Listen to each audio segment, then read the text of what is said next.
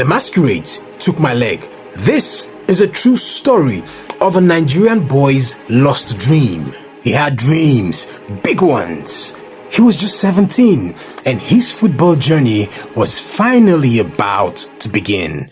But this is Adibe Uzondu, and this here is his father.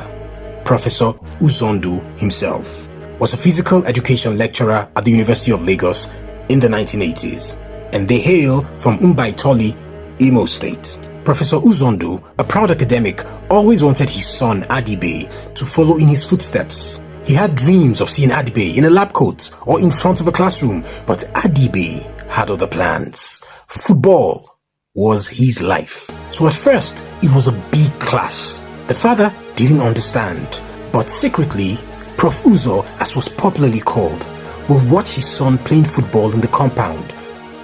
And deep inside, he was impressed. So one day, on the 27th of November 1987, Prof. shocked Adibe. He introduced him to the manager of one of the top football clubs in Lagos. So they had an agreement that after Adibe finished his May-June WAEC exams in 1988, he will start training with the club. Overjoyed, he hugged his father and promised to ace his exams as his way of saying thank you.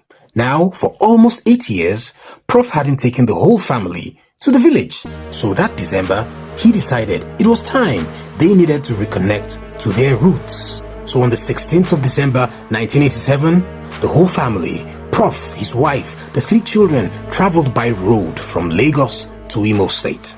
They arrived that evening full of joy, welcomed by relatives. So the next morning, Adibe stepped out with his cousin to witness the village, to look around. And while walking just around the street corner, they met the village masquerade. People were running and hiding, but Adibe didn't. He didn't feel threatened. He didn't understand much Igbo. So when the masquerade shouted at him, he couldn't respond properly. He didn't move aside, and in seconds, they descended on him. Long canes whipped him across his legs. His cousin ran away, but Adibe, trying to look cool and brave in front of those village girls, he just smiled and shook it off and walked away. And when he got back home, he never told his father.